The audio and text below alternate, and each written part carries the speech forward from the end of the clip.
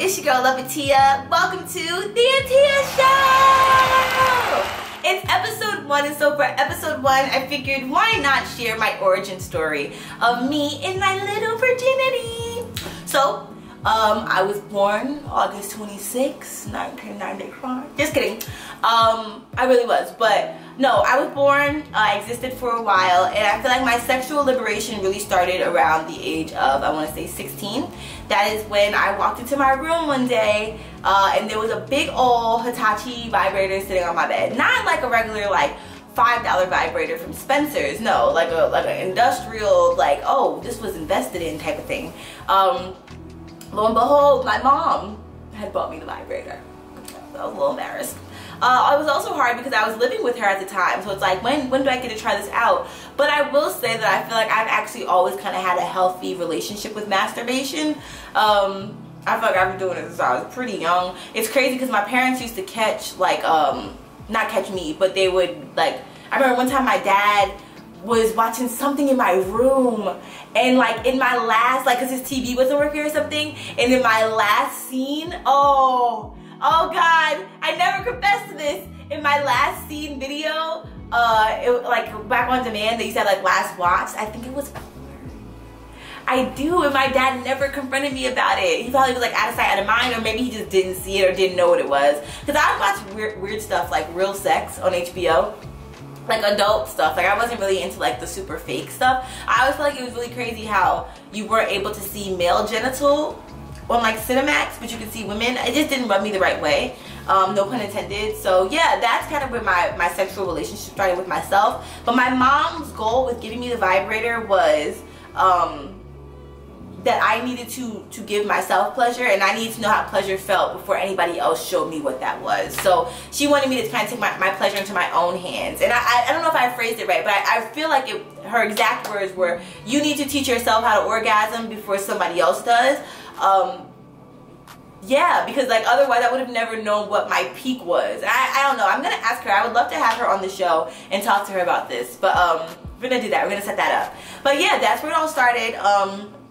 Fast forward, I didn't have my first boyfriend until I was 22, and then I didn't lose my virginity until I was 24, and I have no regrets about it. Like, I really don't. And although the relationship, I was in the relationship for 3 years total, it was very, very, very unhealthy, but I feel like that was probably one of the reasons why he was in my life. I really do. I feel like the night that I lost my virginity was probably one of the most memorable experiences out of our whole relationship.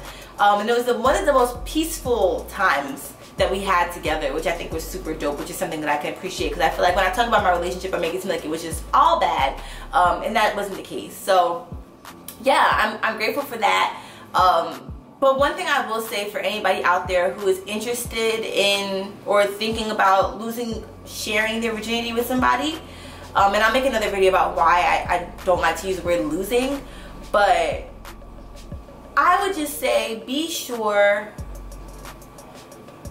to watch the actions of your partner and make sure that they're as attentive as you need him to be, or him or her.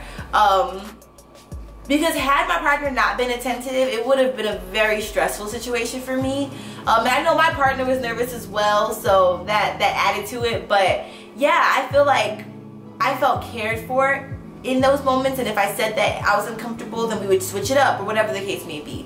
But I can only imagine the people out there who have had experiences that were not by people who respected them, and that can definitely impact and taint your relationship with sex.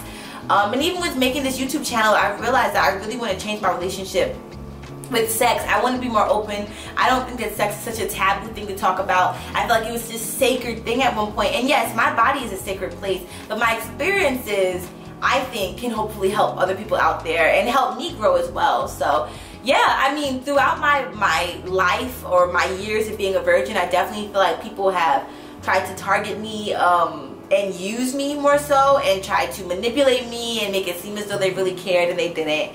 So I'm grateful for the discernment I had, but my number one recommendation for anybody who's considering losing their virginity would definitely be to create a relationship with yourself, create a relationship with your body, and create a relationship with your gut, and your instinct and your soul. And I feel like that will help you have, I don't want to say a seamless experience of sharing your virginity with somebody, but it will leave you in a healthier space regardless of how that situation ends. So yeah, that is basically my origin story of how I guess I grew to feel like I was ready to lose my virginity. But please feel free to ask some more specific questions down below in the comments, and I will definitely answer them for you. I'm an open book. Until then, I need you to stay tuned for my next episode. We will be talking about how to make sex more comfortable if you're a virgin, and if it hurt when I shared my virginity with my boyfriend at the time.